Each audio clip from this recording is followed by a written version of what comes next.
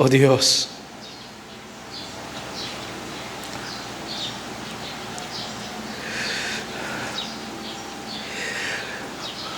purihin ka, O Diyos.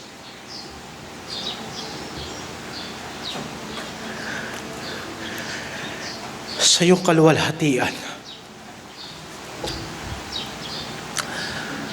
walang eksaktong salita na magpapahayag ng iyong buong pagka-Diyos.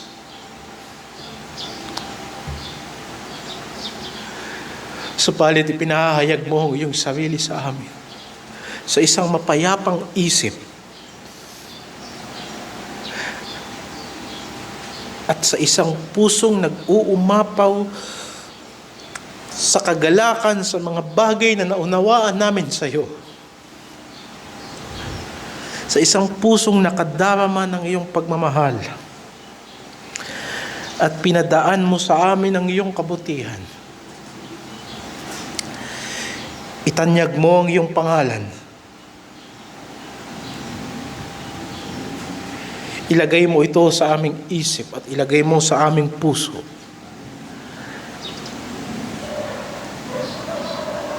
Ang pangalan ni Hesukristo na iyong anak, na sa pamamagitan niya nakita namin ang lahat ng iyong kabutihan, ang iyong awa, ang iyong habag, ang pag-asa sa buhay na walang hanggan. Patnubayan mo po kami sa iyong salita. Sa pangalan ng Panginoong Hesukristo. Amen. Ang ating teksto ngayong umaga ay nasa Mateo chapter 6, verse 9. At ang bibigyan natin ng atensyon ay yung salitang, sambahin nawa ang pangalan mo. Sambahin nawa ang pangalan mo.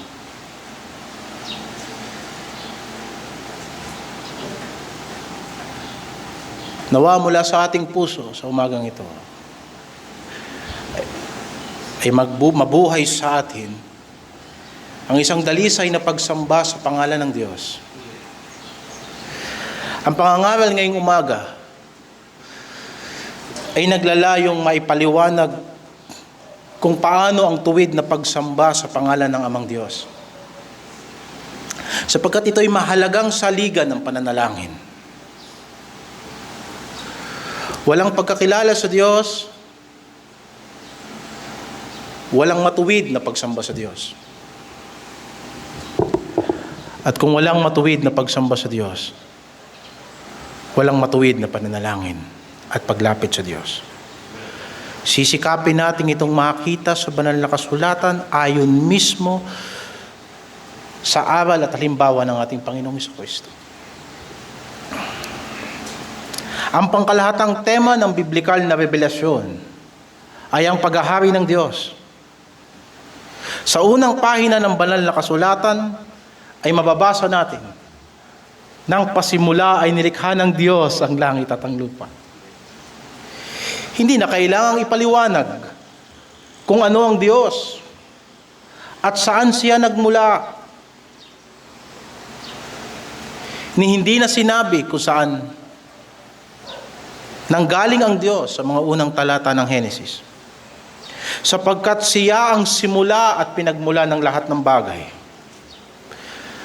Ang lahat ay nagsisimula sa kanyang pansariling kalooban at sa kanyang pasya. At para sa anong kadahilanan? Mababasa natin sa Psalms chapter 19 verse 1. Ang kalangitan ay nagpapahayag ng kaluwalhatian ng Diyos. At ipinakikilala ng kalawakan ng gawa ng kanyang kamay.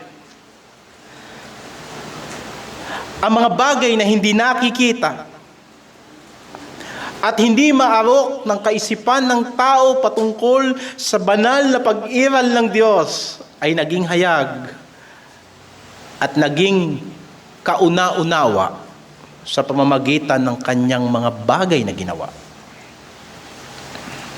Romans chapter 1 verse 20. Ang katotohanan ito ay may implikasyon na ang Diyos ay dapat maghari sa lahat ng kanyang ginawa.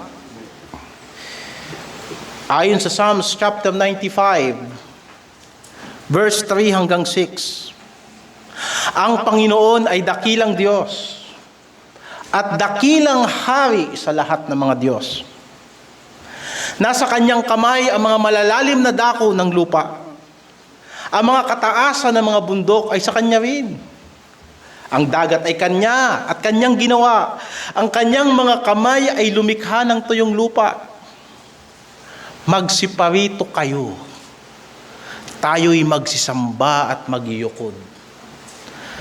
Tayo'y magsiluhod sa harap ng Panginoon na may lalang sa atin. Bilang mga nilalang, ito ang ating natural na obligasyon sa Diyos.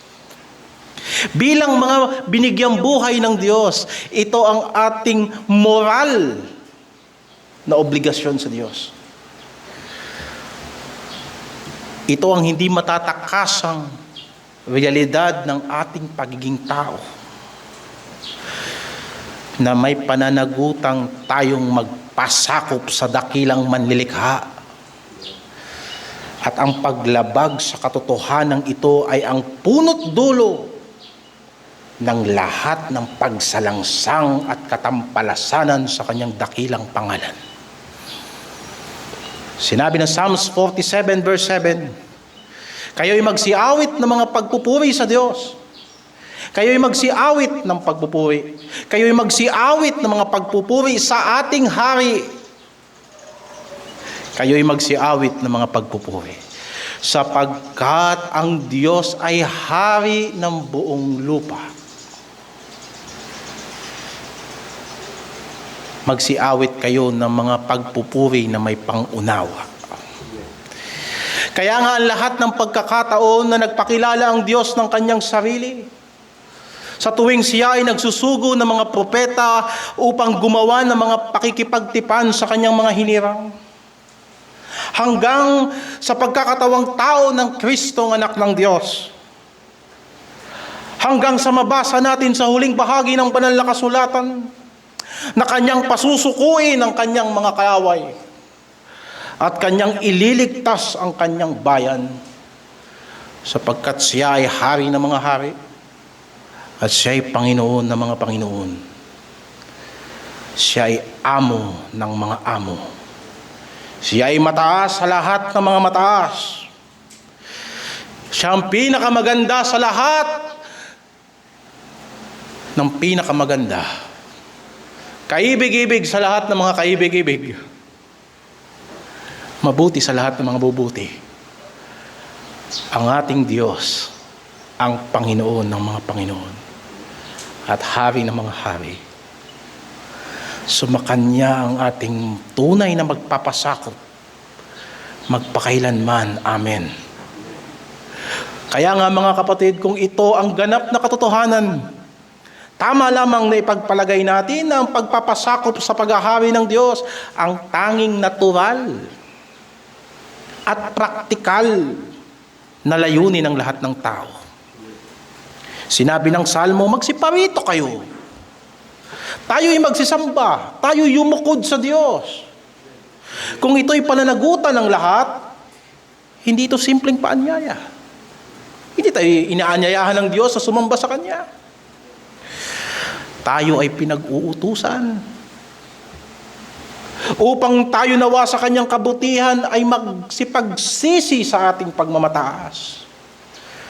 At kapag ang ating puso ay natuto ng magpakumbaba, ipagtiwala natin ang kanyang buhay sa Kanya, sapagkat siya ang ating tagapagligtas. Ngayon, titignan natin yung talata. Tignan natin yung kabuuan ng talata. Magsidalangin nga kayo ng ganito: Ama namin na nasa langit ka, sambahin nawa ang pangalan mo. Ang konteksto ng pagsamba na binanggit ng Panginoong Hesukristo ay sa akto ng pananalangin. Maraming pamamaraan at anyo ng pagsamba.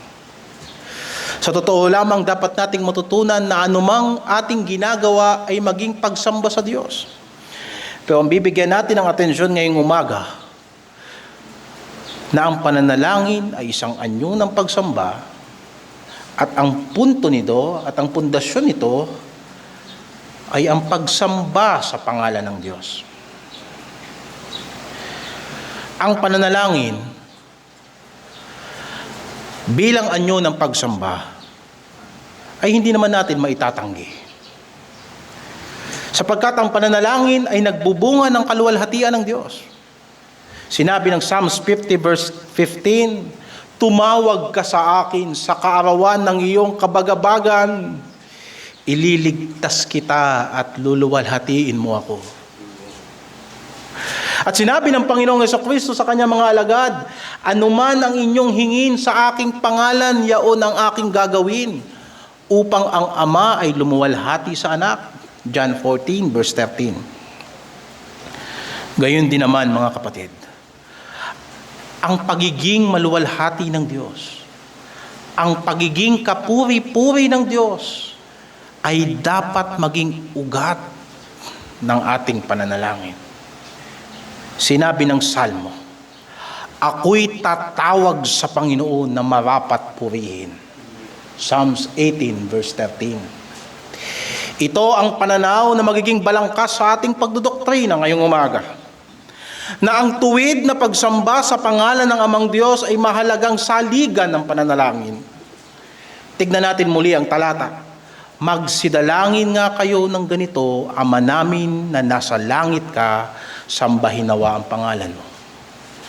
Una ay kikilalanin natin yung pangalan na pinag-uukulan ng pagsamba, na mahalaga sa pananalangin itinuturo ng ating Panginoong Jesucristo. Pangalawa, uusisain natin kung paano sasambahin ang Ama ayon sa kabanalan ng kanyang pangalan, upang maiakma natin ito sa ating mga pananalangin. Ito ay mahabang diskurso. Subalit sa pamamagitan ng biyaya at oras at patnubay ng banal na Espiritu sa atin, isisikapin natin maabot ang ating mga layunin sa umagang ito. Uunahin natin kilalaning mabuti ang Ama na ating taimtim na tatawagan.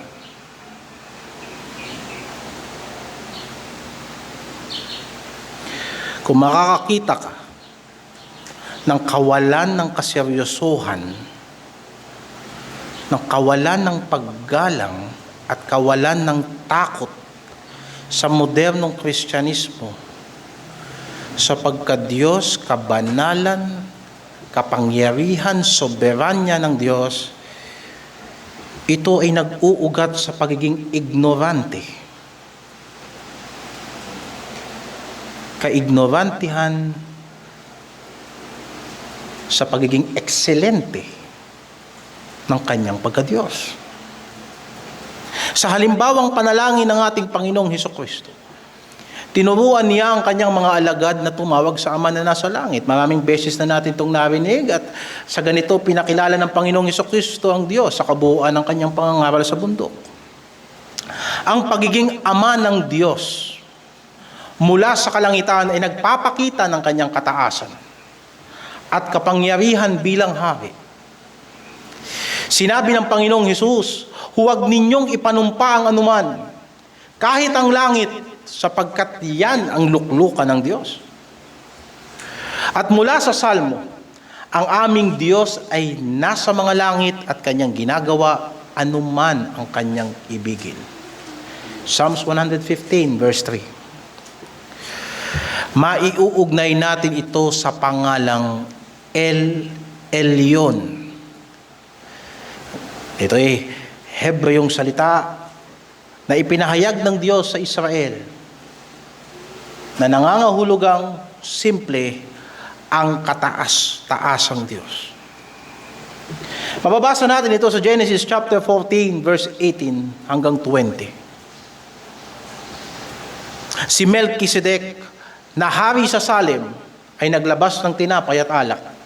At siya ay saserdote ng kataas-taasang Diyos, El Elyon. At binasbasan niya siya na sinasabi, pagpalain si Abraham ng kataas-taasang Diyos, na may-ari ng langit at ng lupa.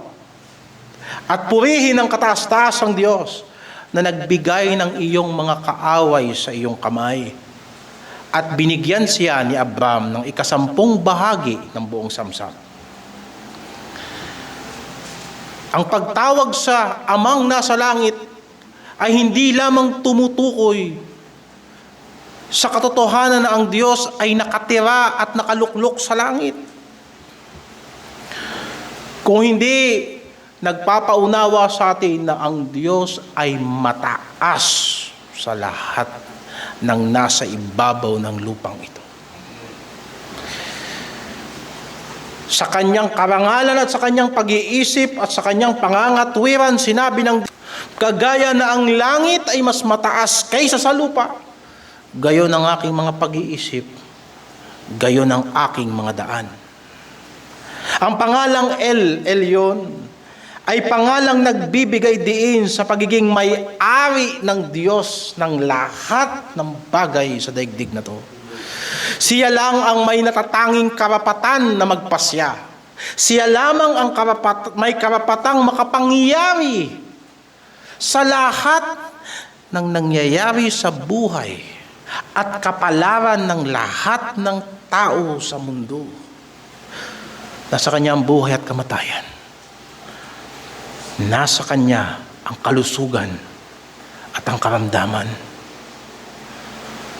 Nasa kanya ang ligaya at kalungkutan. Nasa kanya ang umaga at nasa kanya ang gabi. Nasa kanya ang panahon ng digmaan at nasa kanya ang panahon ng kapayapaan.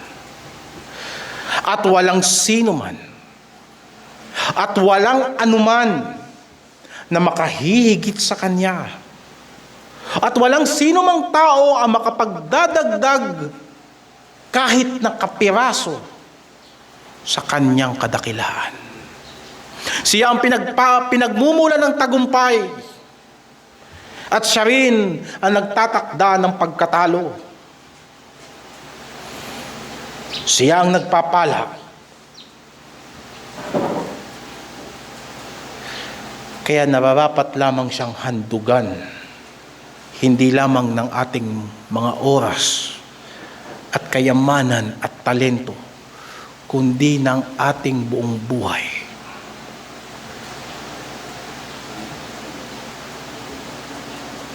Idagdag pa natin na inilarawan din ng Panginoong Hesukristo ang Diyos Ama na Ama ng mga mapagpayapa.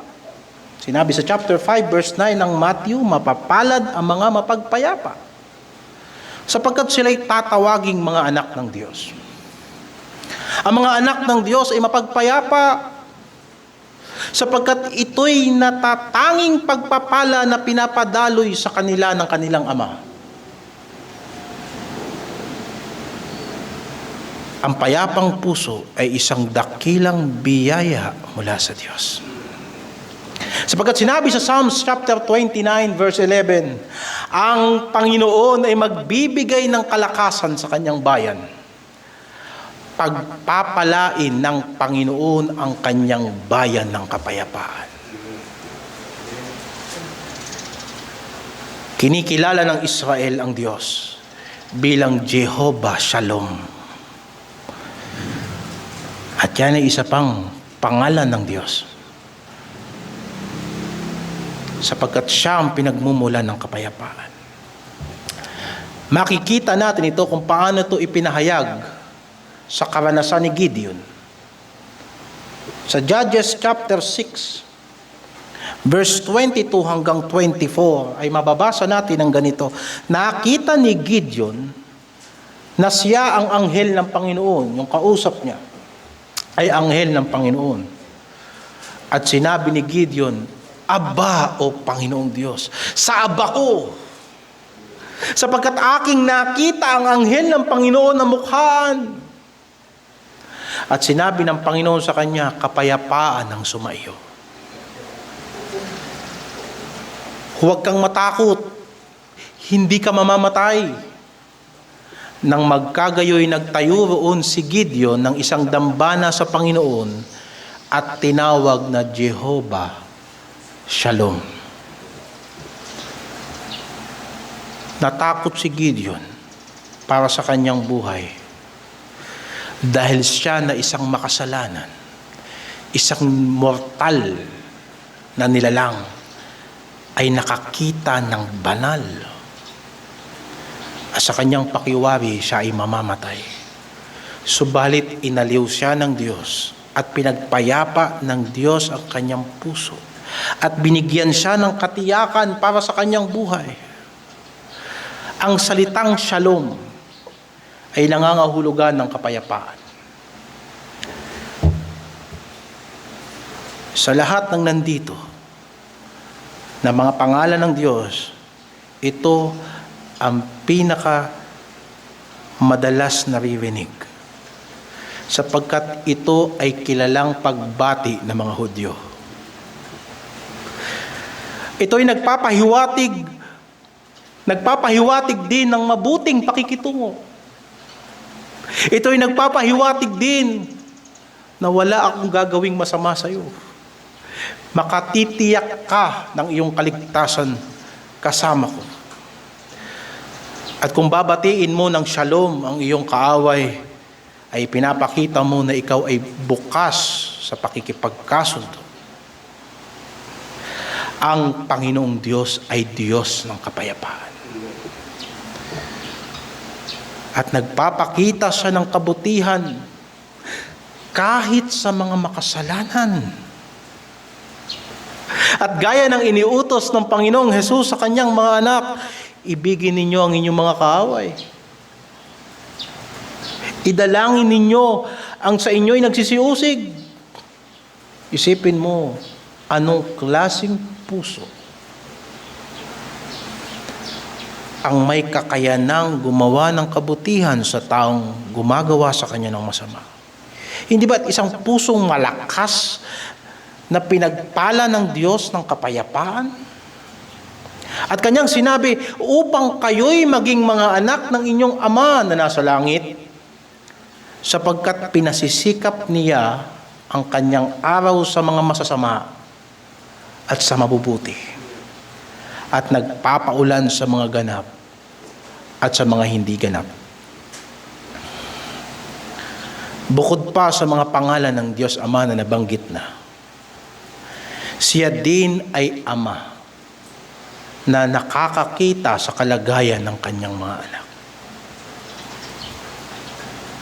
Patungkol sa pananalangin, itinuro sa atin ng ating Panginoong Jesucristo na pagka ikaw ay nananalangin, manalangin ka sa iyong Ama na nasa lihim, at ang iyong Ama na nakakakita sa lihim ay gagantihin ka. Bawat hikbi ng puso,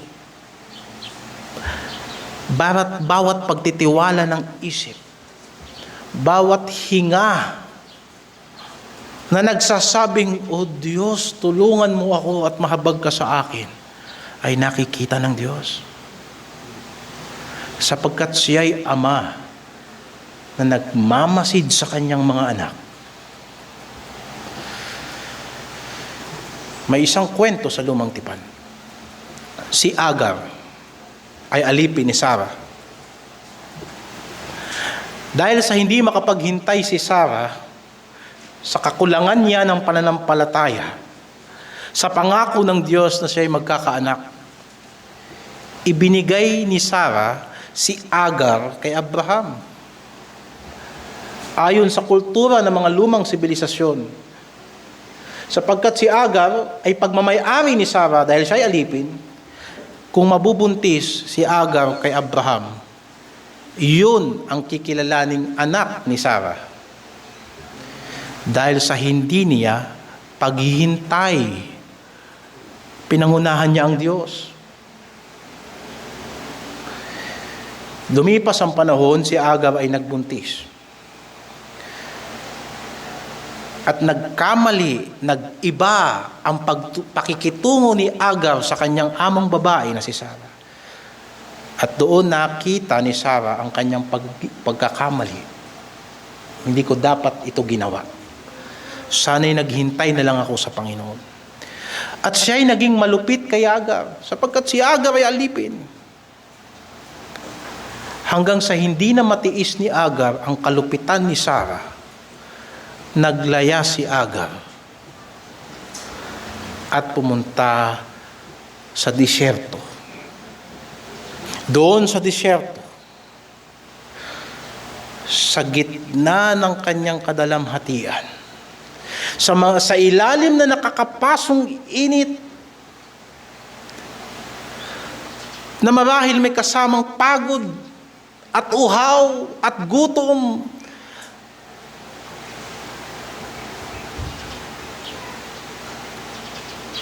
na lahat ng kapaitang maaaring maramdaman at maisip ng isang babaeng nagdadalang tao at nag-iisa at wala nang pupuntahan sa buhay.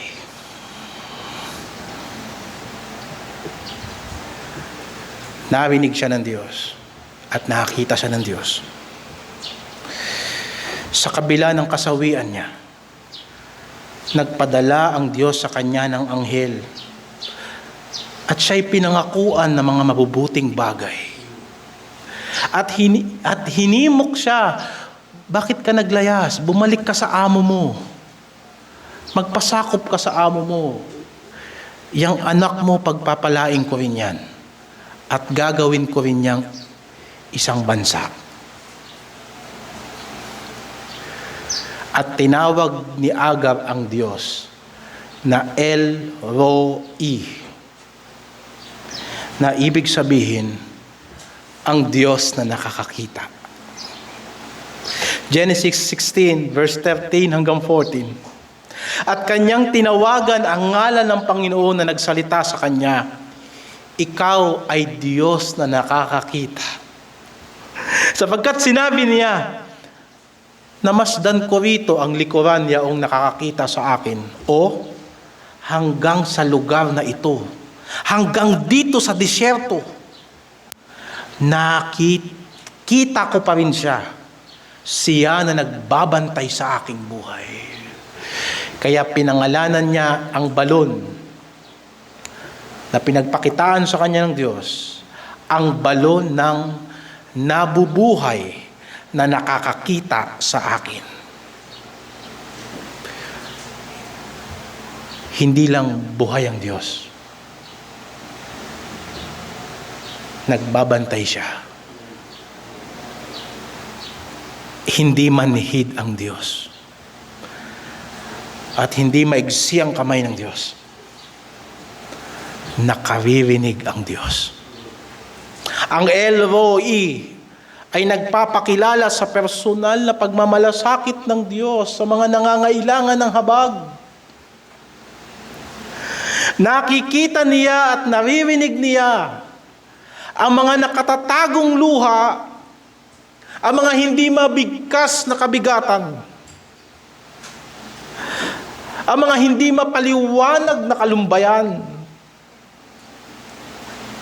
At nakikita ng Diyos ang malimit na pagluhod ng kanyang mga anak. Sa tuwing gabi na sila'y dinadalaw ng maraming alalahanin at hindi sila makatulog at wala silang ibang tatakbuhan maliban sa trono ng Diyos. At yan, habang ang lahat ay natutulog, inilagak mo ang lahat ng iyong kabalisahan sa Kanya na nagmamalasakit sa iyo. Lumilibot ang mata ng Diyos. At hindi siya naghahanap ng mga taong tutulong sa Kanya. O iniisip natin na tumitingin lang ang Diyos sa mga taong may kakayanang maglingkod sa Kanya. Hindi, mga kapatid. Tumitingin ng Diyos sa buong lupa at tinitignan niya kung sinong tao ang nangangailangan ng Kanyang kalakasan. Hinahanap niya kung sino ang magbubukas ng puso upang siya ay gagawa sa kanilang buhay para ipakita niya na siya'y matapat at siya'y malakas at siya'y makapangyarihan At mayroon siyang kayang gawin. 2 Chronicles 16 verse 9. Siya na nagsabi, akin ngang nakita ang kadalamhatian ng aking bayan at aking dininig ang kanilang daing, sapagkat talastas ko ang kanilang mga kapanglawan, siya rin ay magpapadala ng saklolo. Nakita niya si Agar sa ilang. Nakita niya rin si Joseph nang siya'y ibinenta ng kanyang mga kapatid kay Potiphar. Nakita niya at hindi niya nalimot ang mga pangitain na binigay niya kay Joseph habang siya'y nagtitiis sa kulungan sa mga kasalanang hindi niya ginawa. Nakita niya ang pasanin na binuhat ng mga anak ni Israel sa Ehipto at pinadalhan niya sila ng tagapagligtas. Oo, nakita ng Diyos ang lahat. Nakita niya si David habang siya'y nagtatago sa mga bundok at hinihintay ang tamang pagkakataon na siya'y maghahari ayon sa mga pangako ng Diyos. Nakita ng Diyos sa mga panahong iyon. At nakita ng Diyos ang pagkakatawang tao ng Panginoong Hesukristo. Nakita siya ng Diyos doon sa 18 taon na siya'y nandito sa lupa, subalit tahimik ang Biblia. Nakita siya ng Diyos sa kanyang pagkabata hanggang sa panahon na siya'y binautismohan ni Juan Bautista. Nakita niya ang kanyang bugtong na anak sa kanyang pagtitibag ng bato, sa kanyang pagiging karpintero, sa kanyang pagiging panganay sa mga magkakapatid sa isang lugar na mahirap, sa bayan ng Nazareth na walang anumang magandang bagay ang lalabas. Nakita ng Panginoon ang lahat ng iyon. Nakita niya ang iglesia sa panahon na hindi pa laganap ang Kristyanismo, na sila'y pinag-uusig at wala silang pwedeng gawin maliban sa manalangin at humingi ng tapang sa Diyos. Nakikita niya ang mga natatagong kaduwagan ng mga taong pinipilit lamang maging matapang habang sila'y dinadala sa katayan at habang sila'y dinadala para sunugin sa apoy dahil sa pananampalataya nila kay Kristo. At nakikita tayo ng Diyos. Bago palalangin ang sanlibutan, nakita ka ng Diyos kay Kristo. At itinalaga niya si Kristo para maging tagapagligtas mo. Binuo ka niya sa sinapupunan ng iyong ina na walang nakakakita, Diyos lang. At iningatan ka niya hanggang matagpuan mo ang iyong tagapagligtas. At sa panghuli, sa pagkakilala sa Diyos bilang Ama. Sa chapter 6 verse 8 ng Matthew, sinabi ng Panginoong Hesukristo, talastas ng inyong Ama ang mga bagay na inyong kinakailangan bago ninyo hingin sa Kanya. Ang Diyos ay Ama na nakakaalam ng pangangailangan ng Kanyang mga anak. Isang kwento uli mula sa Lumang Tipan. Sa Genesis chapter 22. Mababasa natin na sinubok ng Diyos si Abraham para ialay si Isaac bilang handog na susunugin.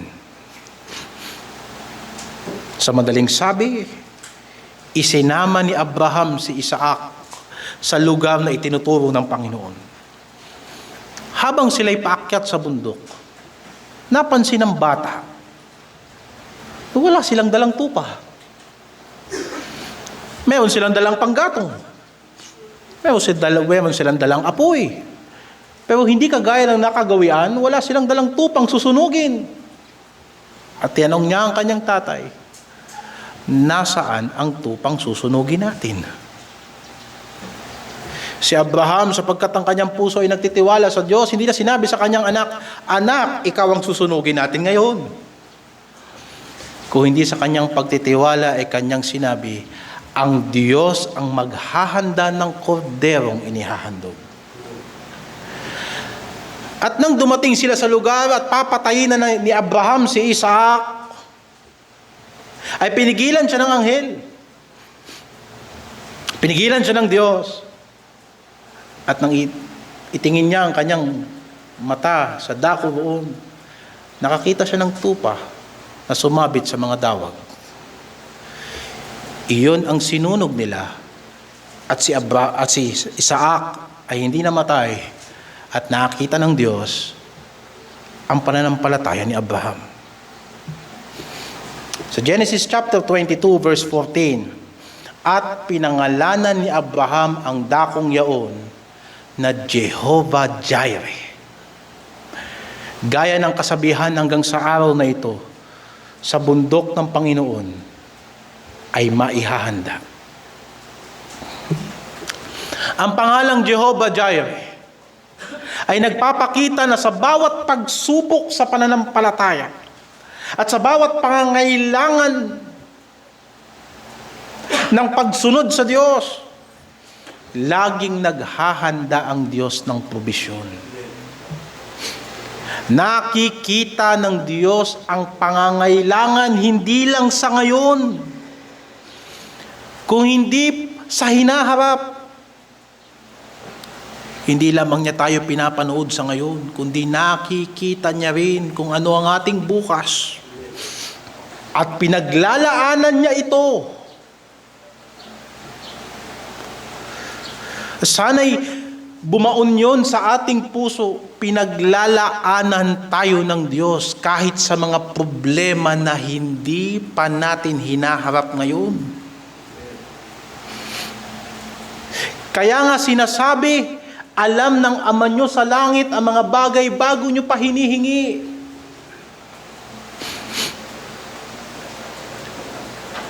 Madalas na pinakakahulugan sa maraming pangangaral na ang Jehovah Jireh ay God will provide. Sa isang banda, yun ay tama din. Subalit huwag nating isipin, mga kapatid,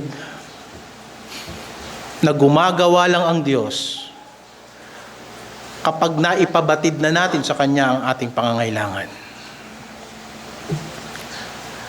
Ang mga salitang Ingles na provide at providensya, ay parehong may salitang ugat sa Latin na ang ibig sabihin, makita. Videre, makita. Pag nilagyan mo yan ng prefix na pro sa unahan, providere, nabubuo ang tunay na kahulugan na nakikita niya sa unahan. Nakikita niya bago pa man mangyari. Nakikita niya ang pangangailangan bago pa maging pangangailangan. Nakikita niya ang sagot, wala pang tanong. Yun ang ibig sabihin ng Jehovah Jireh. Ang Diyos ay hindi lang tumutugon sa mga nangyayari. Hindi reactive lang ang Diyos. Hindi naghihintay ang Diyos na kung anong mangyayari sa atin siya gagawa. Siya ang nagtatakda ng mga pangyayari. Anong ibig sabihin ng providensya, ng providence? Ito ay ang soberanyang pagkilos ng Diyos para maisakatuparan ang kanyang mga naunang layunin. Pag pinagsama mo yung purpose at saka yung sovereignty ng Diyos, yun ang providence. Yung plinano ng Diyos, kaya niyang isakatuparan sapagkat siya ay makapangyarihan sa lahat. Kung hahayaan pa nating isipin ngayong umaga, ang ating Ama na nasa langit ay hindi lamang tagapagbigay ng pangangailangan. Kung pagtitiwalaan mo ang kanyang pagiging Ama sa iyo, yung pangangailangan mo ay plinano ng Diyos na maging pangangailangan mo. Ang Diyos ay hindi lamang nagbibigay ng kasagutan. Yung suliranin mo, yung katanungan mo, ay nilayo ng Diyos na makaharap mo ngayon. Kaya't sinasabing hindi tayo binibigyan ng Diyos ng pagsubok na hindi natin makakaya. Sabagat bago ka maghanap ng solusyon, nag-isip na ang Diyos kung para saan ang solusyon at paano kanya tutulungan. Yan ang Jehovah Jireh.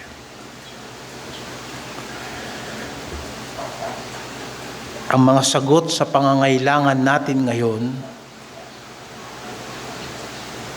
ay itinuro na sa atin ng Diyos sa mga nakalipas na panahon.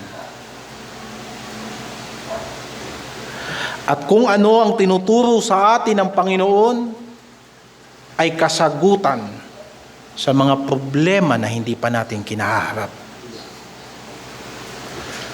Yan ang Jehovah Jireh.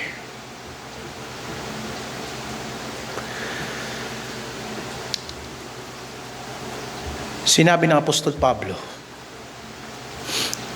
paano sila magsisitawag doon sa hindi nila sinasampalatayanan? Paano sila magsisisampalataya sa Kanya na hindi nila pinapakinggan, na hindi nila napakinggan?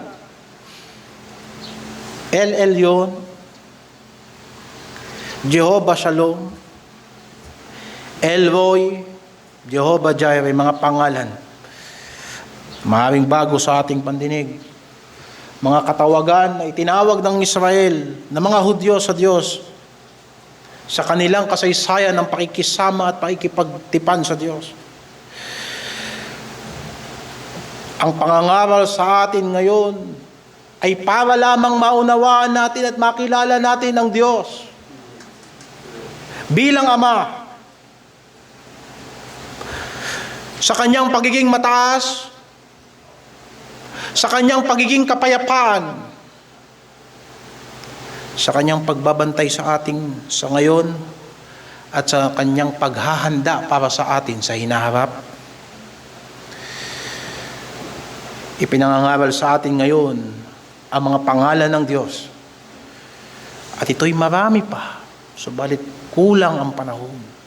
At sakto lamang doon sa kung anong sinabi ng Panginoon sa Matthew chapter 5 hanggang 7 na kung paano siya naging Ama sa atin. Sapagkat ang pagkakilala sa Diyos ay ang saligan ng ating pananampalataya.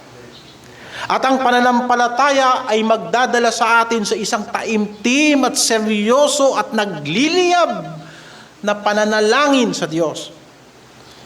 Ang mga salitang sambahin ang ngalan mo ay nagpapaalala sa atin na hindi mabisa ang pananalangin natin dahil sa sarili natin.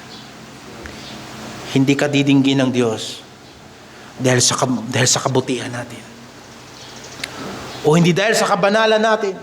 O hindi dahil sa anumang bagay na parang may pagkakautang sa atin ng Diyos kung kaya't wala siyang ibang magagawa maliban na sa pakinggan niya tayo. At hindi rin naman ginagawang hostage si Hesukristo ng ating mga pagnanasa sa kaisipan na anumang hihingin natin sa pangalan ni Kristo ibibigay ng Ama. Walang pananagutan ng Diyos sa atin. Subalit lagi niyang igagalang ang kanyang banal na pangalan. Hindi niya hahayaan na masira ang kanyang pangalan. Ang Panginoon ay nauupong hari magpakailanman. Inihanda niya ang kanyang luklukan para sa kahatulan. Ahatulan niya sa katwiran ng sanlibutan. Siya'y mangangasiwa ng karampatang kahatulan sa mga tao. Ang Panginoon naman ay magiging matayog na muog sa mga napipighati. Ang Panginoon ay matayog na muog sa panahon ng kabagabagan. Silang nakakaalam ng iyong pangalan ay maglalaga ng kanilang pagtitiwala sa iyo. Psalms 9 verse 10. Sapagkat ikaw, Panginoon, hindi mo pinababayaan sila na nagsisihanap sa iyo. Silang nakakaalam ng iyong pangalan ay maglalagak ng pagtitiwala sa iyo. Pagtitiwala sa Diyos, mga kapatid. Iyan ang kinauwian at ninanasa kong maging kinauwian ng ating pagkakilala sa Kanya.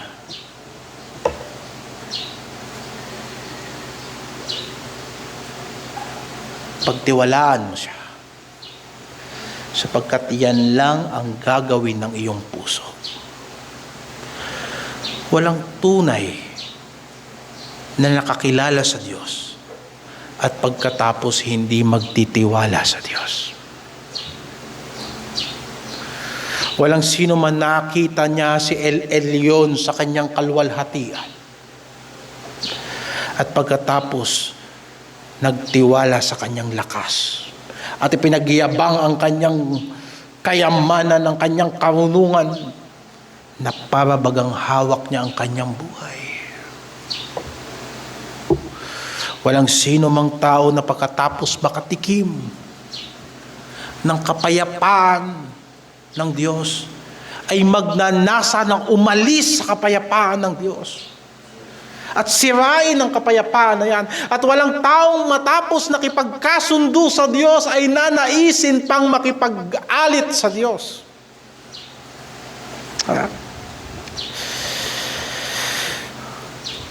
Walang taong nakauunawa na nakikita ka ng Diyos at pagkatapos mag-aakala sa kanyang sarili, nakapagtago ako sa Diyos. Natatakasan ko ang Diyos. Hindi nakita ng Diyos ang aking kasalanan. Hindi nakita ng Diyos ang aking puso. Hindi nakita ng Diyos ang aking isip. Ipanalangin natin sa Panginoon. Sapagkat siya'y tunay na nag-uusisa ng ating mga puso.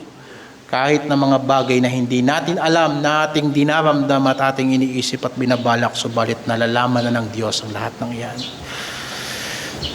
At higit sa lahat, walang sino mang tao na nakilala niya na ang Diyos ay naghahanda ng mabuting bagay para sa atin.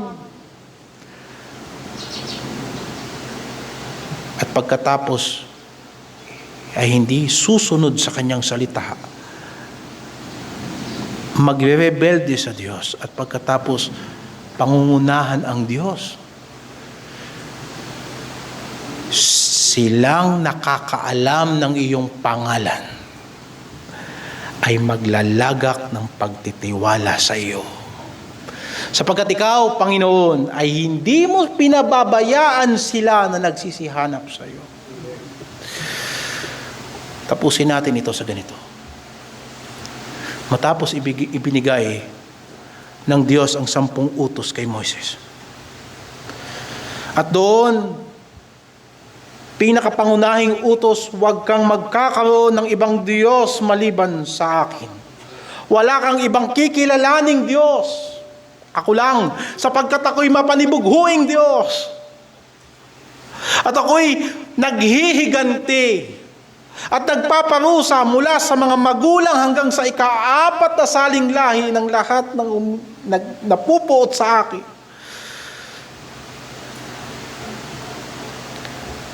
Tinanggap ito ng Israel at kanilang sinabi, lahat ng iniutos ng Panginoon ay gagawin namin.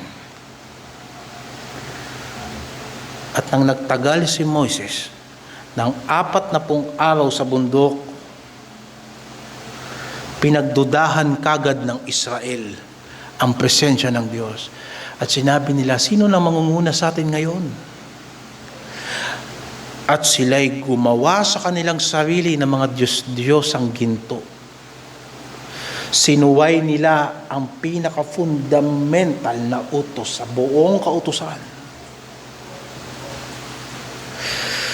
Naggalit ang Diyos. At dumating sa punto na gusto niya nang sa isang beses ubusin ang Israel. Subalit namagitan si Moises. At sinabi ni Moises sa kanya, ano na lang ang sasabihin ng mga tao sa pangalan mo? Anong mangyayari sa reputasyon mo? Nagligtas ka ng bayan, pagkatapos hindi mo sila kayang buhayin, nagalit ka, inubos mo sila. Sa madaling sabi, dahil sa ang Diyos ay matapat sa kanyang pangako at hindi niya susuwayin ang kanyang sinabi bilang Diyos sapagkat siya ay Diyos na hindi nagbabago, pinatawad niya ang Israel. Hindi dahil sa Israel, kung hindi dahil sa kanyang banal na pangalan at dahil sa kanyang katapatan sa kanyang sarili. At hindi sila nawasak. Pinatawad sila ng Panginoon. At humingi si Moises ng katiyakan. Panginoon, kung talagang kinahabagan mo kami, kung talagang nakatagpo kami ng awa sa iyo, pakita mo sa akin ang iyong kaluwalhatian.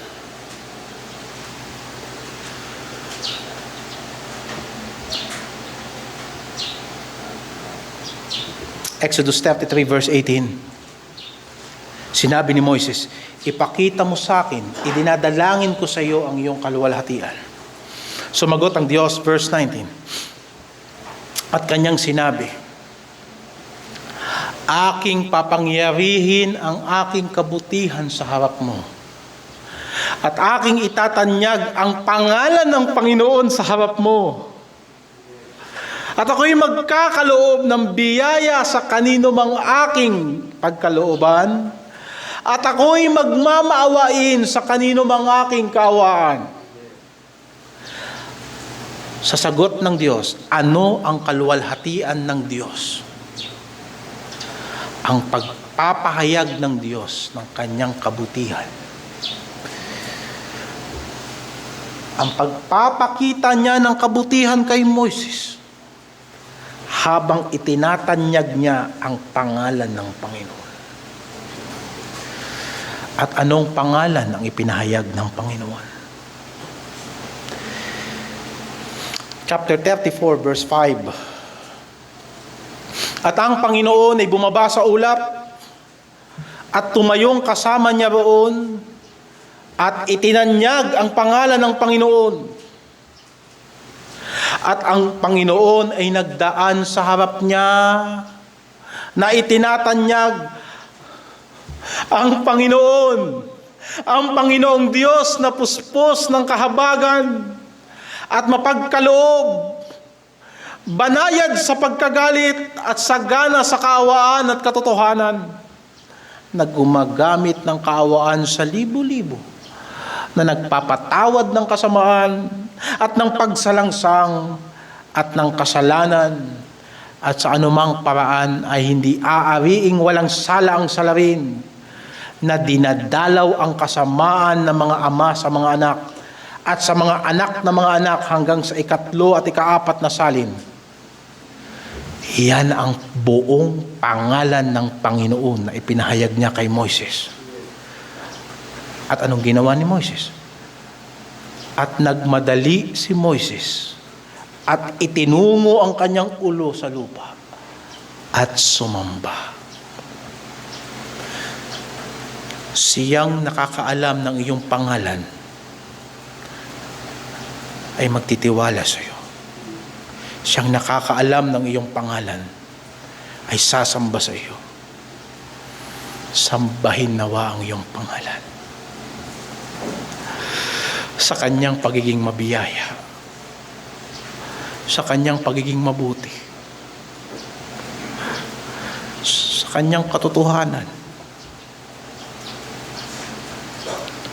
sa kanyang pagpapatawad ng ating mga kasamaan. Subalit hindi niya inaalis ang kanyang katuwiran na ang Diyos na maawain ay nagpaparusa sa mga taong hindi kumikilala sa kabanalan ng kanyang pangalan. Mga kapatid, nasa huling panahon tayo at nalalaman natin na walang ibang pangalan na ibinigay sa silong ng langit upang tayong lahat ay maligtas. Iisang pangalan na nagbubuklod ng lahat ng kabutihan ng Diyos. Iisang pangalan ang nagpapahayag na ang Diyos ay mahabagin. Iisang pangalan ang nagpapahayag na ang Diyos ay mawain. At ang Diyos ay makatotohanan, at ang Diyos ay totoo, at ang Diyos ay magpapatawad ng mga kasalanan. Isang pangalan ang nagpapahayag na ang Diyos ay hahatol sa huling araw. Isang pangalan, ang pangalan ng Panginoong Hesukristo. Sa krus na iyan, ibinitin niya ang kanyang bugtong na anak. Ito si Jesus na taga Nazaret, ang sabi ng sanlibutan, ang hari ng mga Hudyo. Subalit ipinahayag ng banal na kasulatan, higit pa sa sinabi ng Diyos, nang siya'y binautismuhan na ito ang aking anak, lubos akong nalulugod.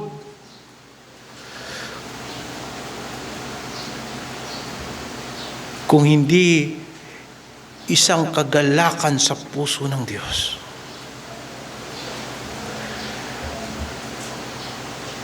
na nalugod ang Diyos na mabugbog siya. Hinayaan ng Diyos na madalamhati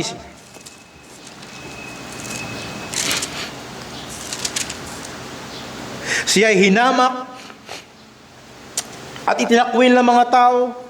Isang taong sa kapanglawan at bihasa sa karamdaman, gaya ng isa sa mga pinagkublihan ng kanilang mukha ng mga tao. Siya'y hinamak at hindi natin pinahalagahan siya.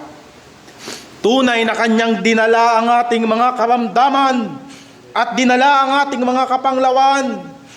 Gayon may pinalagay siya na hinampas at sinaktan. Sinaktan ng Diyos at nilamhati. Ngunit siya ay nasugatan dahil sa ating mga pagsalangsang. Siya ay nabugbog dahil sa ating mga kasamaan. Ang parusa tungkol sa ating kapayapaan ay nasa Kanya, at sa pamamagitan ng Kanyang mga latay ay nagsigaling tayo. Lahat ng kabutihan ng Diyos, sa bawat alaala ng kasalanan, sa mga panahong hiwalay tayo kay Kristo, tinapatan niya ng Diyos na isa lamang handog. At hinugot tayo ng Diyos mula sa kapangyarihan ng Satanas. At ilagay tayo sa isang matibay na kaharian. At doon mananatili tayo magpakailanman.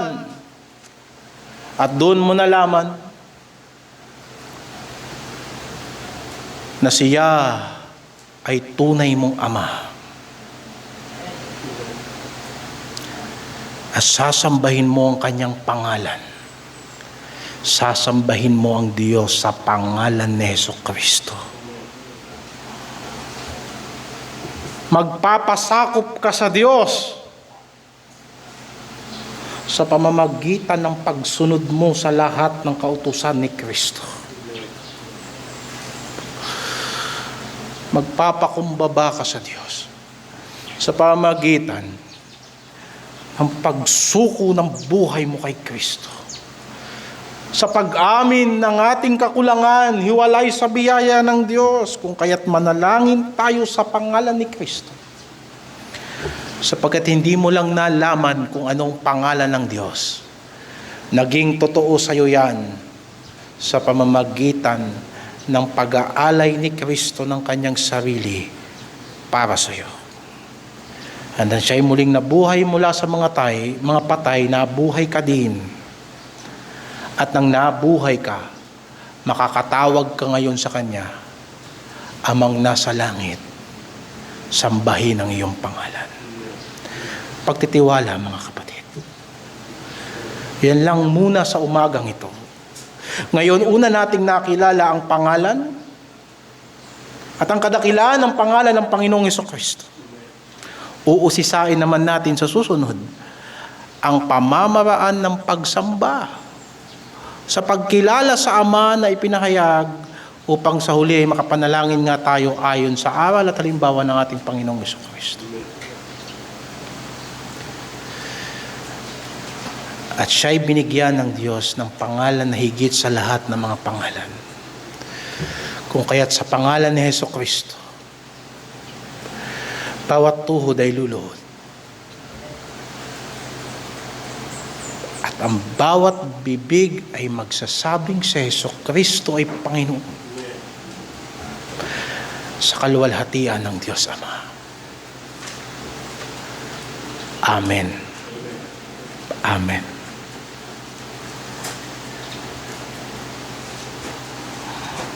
Salamat po, Ama naming nasa langit. Sambahin ang iyong banal na pangalan.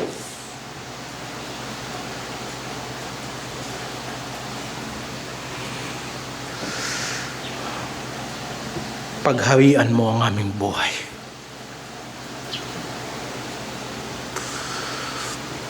Tulungan mo kaming makasunod sa iyong kalooban.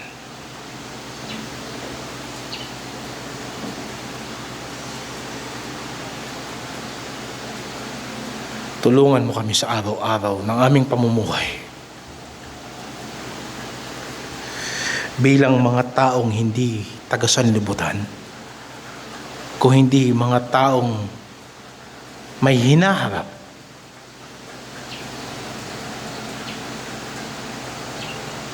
may pag-asa ng kaluwalhatian sa kalangitan. O Diyos,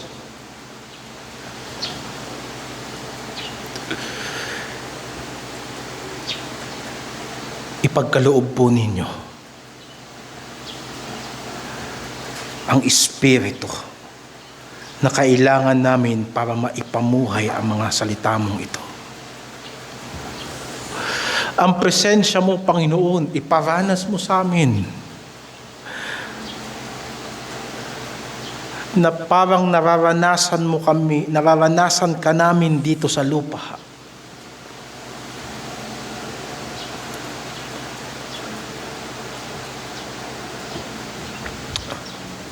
I-provide po ninyo, Panginoon, ang pangangailangan ng aming mga pisikal na pangangatawan. Ang kagalingan, ang pagkain, ang mga matutuluyan, pansamantala dito sa lupa, para sa amin at para sa aming mga anak, at para sa lahat ng mga taong nagtitiwala sa iyo sa pamamagitan ng aming mga buhay. At ipaalala mo sa amin, sa tuwing kumakain kami, na ito'y patikim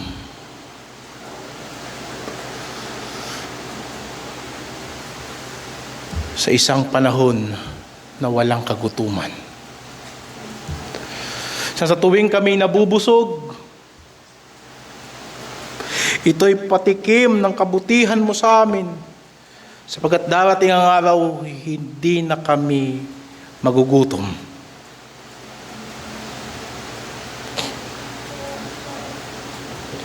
At sa tuwing kami matutulog sa gabi at pinasasalamatan ka namin na meron pa kaming nasisilungan, ipaalala mo sa amin na hindi ito ang aming permanenteng tahanan. Sa bawat pagpapahinga namin,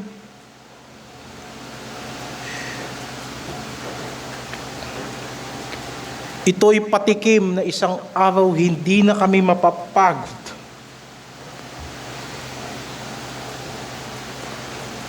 At ikaw ang aming kapahingahan. Ikaw ang aming tahanang dako. Kami ay sa iyo at ikaw ay sa amin. At si Jesucristo ang aming Panginoon. O Amang Banal, nawa sa lahat ng kabutihang nararanasan namin at natitikman at nakikita at nararanasan,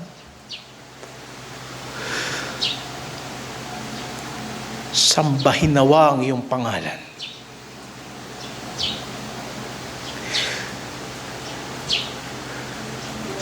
Ipinapanalangin po namin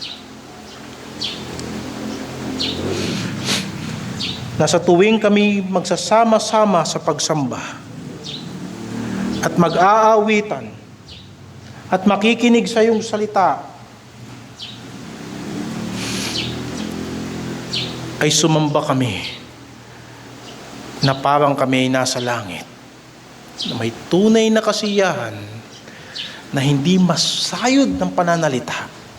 Hindi ka namin nakikita pero iniibig ka namin at may kasiyahan na hindi lubos maipaliwanag at punong-puno ng pag-asa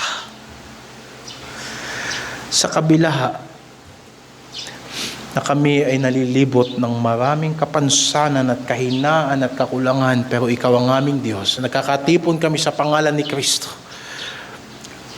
At kami sumasampalataya na ikaw ay nasa aming kalagitnaan. Ipinahayag mo ang iyong salita sa amin. Ang mga tagong kasalanan na ipinahayag mo sa amin ngayon ay iyong pong patawarin. Iniisa-isa namin ito sa iyo ngayon, Panginoon. Napatawarin mo kami sa aming mga pagkakasala. Gawin mo kaming instrumento ng iyong kapayapaan. At maitaguyod namin ang iyong kalooban dito sa iglesia. Sa pangalan ng Panginoong Hesukristo. Amen.